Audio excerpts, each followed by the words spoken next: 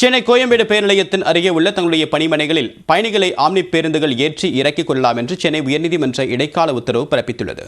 போரூர், சூரப்பட்டு சுங்கச்சாவடிகளிலும் பயணிகளை ஏற்றிக் கொள்ளலாம் என்றும் அனுமதி வழங்கப்பட்டுள்ளது.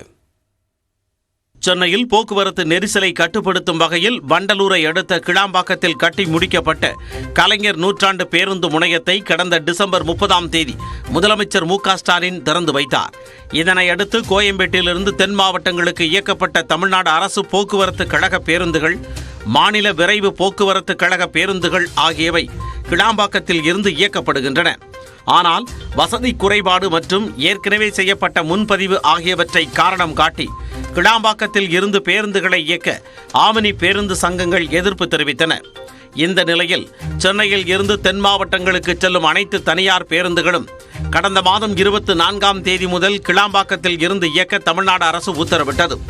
அரசின் உத்தரவை அடுத்து கிளாம்பாக்கத்தில் இருந்து ஆம்னி பேருந்துகள் இயக்கப்பட்டாலும் அரசின் உத்தரவை எதிர்த்து உயர்நீதிமன்றத்தில் வழக்கு தொடர்ந்தன. இந்த வழக்கு நீதிபதி மஞ்சுளா முன்பு நேற்று விசாரணைக்கு வந்தது. இருதரப்பு வாதங்களையும் கேட்ட நீதிபதி இடைக்கால உத்தரவு பிறப்பித்தார். இதன்படி கிளாம்பாக்கம் பேருந்து நிலையம் முழுமையாக பயன்படுத்தப்பட்டு ஆம்னி பேருந்துகள் முடிச்சூர் பணிமனைக்கு மாற்றப்பட்டு விட்டால் கோயம்பேட்டில் இருந்து ஆம்னி பேருந்துகளை இயக்க அனுமதி கோருவதே முடிவுக்கு வந்துவிடும் என தெரிவித்தார். இந்த பிரச்சினைக்கு தீர்வு காணும் வகையில் கோயம்பேடு பேருந்து நிலையத்தின் அருகே உள்ள ஆம்னி பேருந்து நிறுவனங்களின் பணிமனைகளிலிருந்து பயணிகளை ஏற்றி இறக்கிக் கொள்ளலாம் என நீதிபதி அனுமதி அளித்தார். போரூர், சூரப்பட்டு சுங்கச்சாவடிகளிலும் பயணிகளை ஏற்றிக் கொள்ளலாம் என உத்தரவிட்டார்.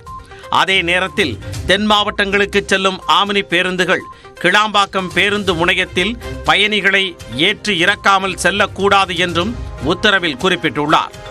ஆன்லைன் மற்றும் மொபைல் செயலிகளில் போரூர், சூரப்பட்டு தவிர பயணிகளை ஏற்றி இறக்குவதற்கு வேறு இடங்களை ஆம்னி பேருந்துகள் குறிப்பிடக்கூடாது எனவும் உத்தரவிட்டுள்ள நீதிபதி மஞ்சுளா, மறு உத்தரவு வரும் வரை இடைக்கால ஏற்பாடுகளை தொடரலாம் என தெரிவித்து வழக்கை இறுதி விசாரணைக்காக ஏப்ரல் 15ஆம் தேதிக்கு தள்ளி வைத்துள்ளார்.